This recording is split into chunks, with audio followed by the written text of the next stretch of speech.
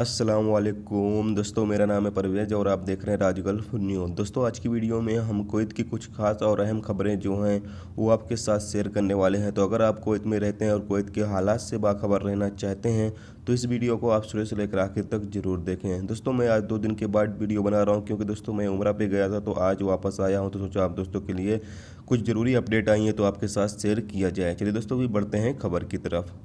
दोस्तों, आज की पहली अपडेट ये है कि जैसा कि आप सभी के सवाल भी इस हवाले से मुझे मिलते रहते हैं, तो सोचा आप दोस्तों को इसके बारे में बताया जाए। एक शख्स ने सवाल किया था कि मैं फ़िलहाल कुवैत में विजिट वीज़ा पर हूँ, जैसे कि मुझे यहाँ वीज़ा नियम का पता नहीं है। मेरा ये सवाल है कि क्या मैं एक बार बाहर निकलने या नहीं जाने पर फ़ौरन वर्क वीज़े पर वापस आ सकता हूँ? प्लीज़ क्या वीज़ा को वर्क वीज़ा में बदलने का कोई प्रोसेस मुमकिन है? तो इसका जो जवाब दिया गया है दोस्तों, उसके बारे में भी हमको यहाँ पर बताते हैं।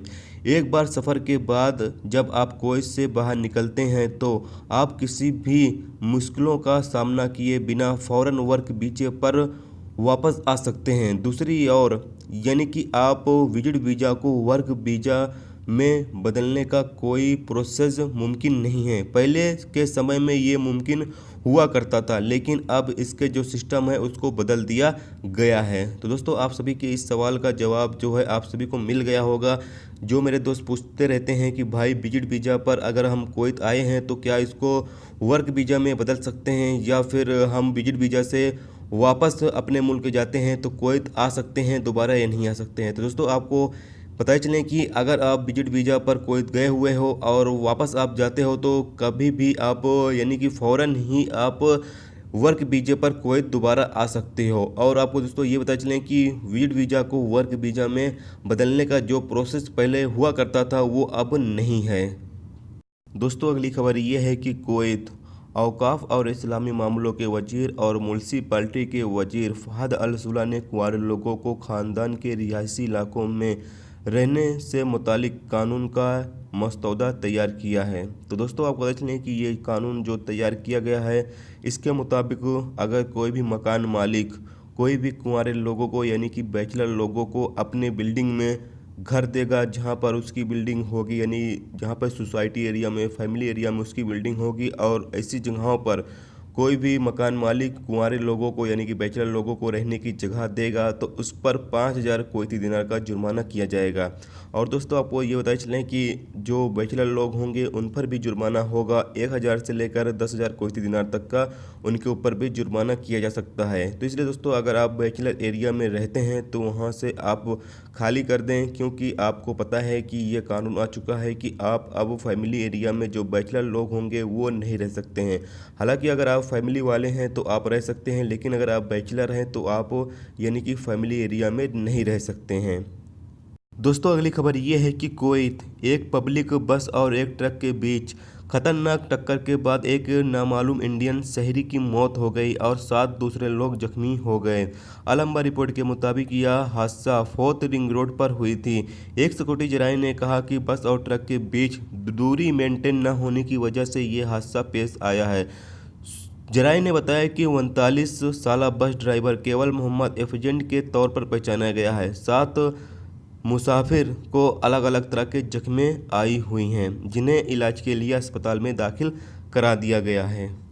दोस्तों, अगली खबर ये है कि कुवैत इंजीनियर सोसाइटी के ES ने ऐलान किया है कि उसने 4,000 इंजीनियरों की मंजूरी के लिए एक दरख्वास्त को रिजेक्ट कर दिया है, जिन्होंने मैन पावर के लिए पब्लिक अथॉरिटी के वर्क परमिटों के रिन्यूअल के लिए दरख्वास्त किया था। अल राय दैनिक की रिपोर्ट के मुताबिक अब तक लगभग 34,000 इंजीनियरों के सर्टिफिकेट की तहकीकात की गई है।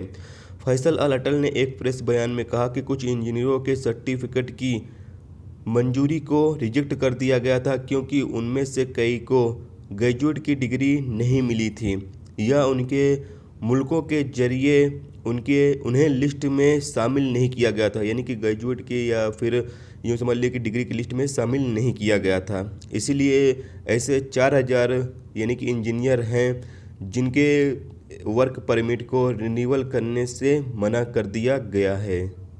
दोस्तों, अगली खबर ये है कि कुवैत फायर फाइटिंग टीमों ने एक बड़ी आग को बुझाने में कामयाबी हासिल की है जो स्वैग इंडस्ट्रियल एरिया में 6 दुकानों में लगी थी। मीडिया डिपार्टमेंट ने बताया कि KFHD के कंट्रोल रूम को खबर मिलने के बाद सिक्योरिटी एहलकार और पैरामेडिक्स मौके पर पहुंच गए और उन्होंने देखा कि जेट स्की की मरम्मत करने वाले गैरेज और तामीराती सामान बेचने वाली 4 दुकानों को 200 वर्ग मीटर के एरिया में आग लगी हुई है। आग आगे फैलने से पहले कार्रवाई की गई और आग पर काबू पा लिया गया। किसी के हताहत होने की खबर नहीं है। आग किस वजह से लगी है इसका पता लगाने के लिए तहकीकात शुरू की गई है। तो दोस्तों ये थी कुवैत के पिछले 24 घंटे के कुछ खास खबरें जो आपके साथ शेयर की गई। तो उम्मीद करता हूं दोस्तों ये वीडियो आपको पसंद आई होगी। पसंद आई है तो प्लीज़ वीडियो को लाइक करना, मेरे चैनल पर नए हो तो प्लीज़ चैनल को सब्सक्राइब करके साथ में बेल के आइकन को जरूर प्रेस कर देना, जिससे जब भी मैं कोई न्यू वीडियो डालूँ उसका नोटिफिकेशन आप दोस्तों को मिलता रहेगा। चलिए दोस्तों फिर मिलते हैं नेक्स्ट वीडियो में नेक्स्ट टॉपिक के साथ। जब तक रखिए अपना ख्याल, ओके, खुदा हाफिज़।